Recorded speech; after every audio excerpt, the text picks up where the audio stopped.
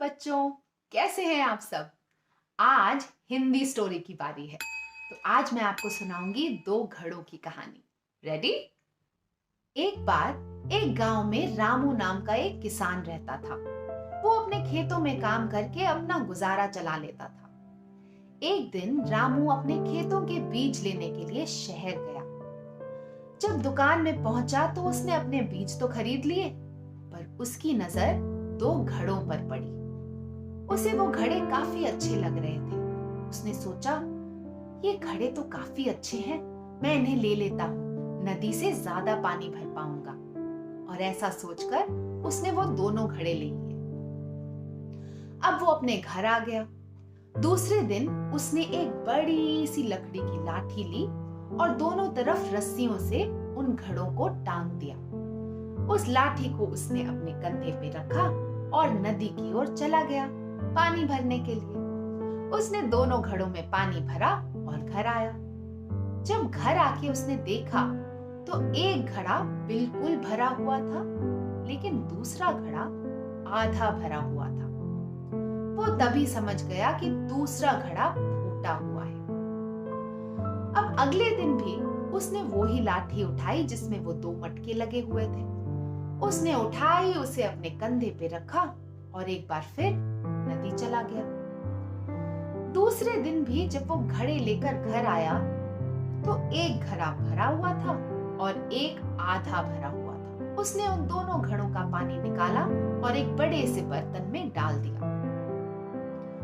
अब फूटे हुए घड़े को ये बहुत बुरा लगा। उसने अच्छे वाले घड़े को देखा और कहा, मैं तो किसी काम का ही नहीं हूँ, रोज आधा पानी रास्ते में ही गिरा देता हूँ, फिर भी पता नहीं क्यों किसान मुझे रोज नदी पे ले जाता है।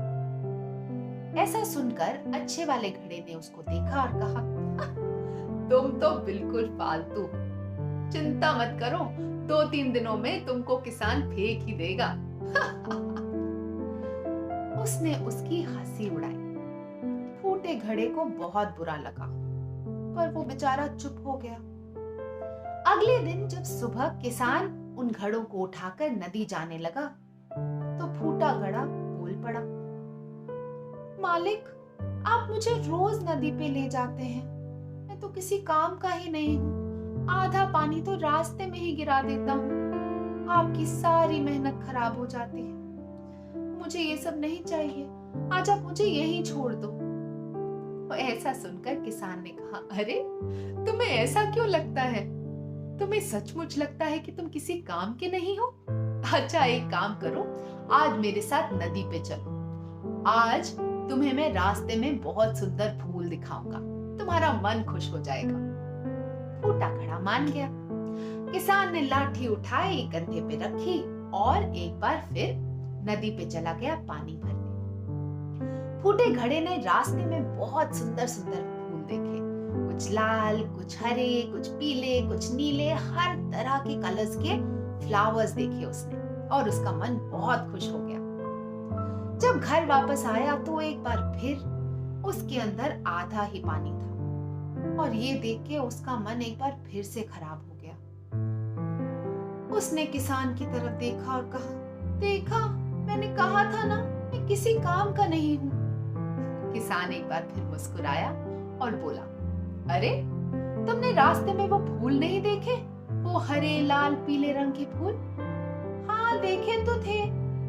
तो फिर क्या तुम्हें पता नहीं कि वो तुम्हारे ही पानी से उगे हैं? क्या? मेरे पानी से? हाँ, तुम्हारे पानी से। जानते हो, जब मुझे ये पता चला कि तुम फूटे हुए हो तो मैं जल्दी से गया और बहुत सारे फूलों के बीज ले आया और मैंने वो सारे बीज रास्ते में बो दिए ताकि जब मैं तुम्हें लेकर आऊं तो तुमसे टपकता हुआ पानी उन पे गिरे और ये सुंदर सुंदर फूल बन जाएं। और पता है मुझे कितना मुनाफा हुआ है? मैं बाजार में ये फूल बेचकर काफी पैसे कमा लेता हूँ तुम्हारी वजह से। ये सुनकर फूटे घड़े को बहुत अच्छा लगा। उसने कहा, अच्छा, मैं बेकार नहीं हूँ, मैं तो बहुत काम का हूँ।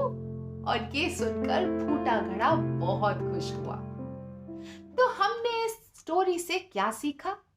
हमने ये सीखा कि किसान ने उस फूटे घड़े को फूटा मानकर फेंका नहीं, बल्कि उसकी अच्छाइयां देखी। तो हमें भी हर चीज में अच्छाइयां ही ढूंढनी चाहिए।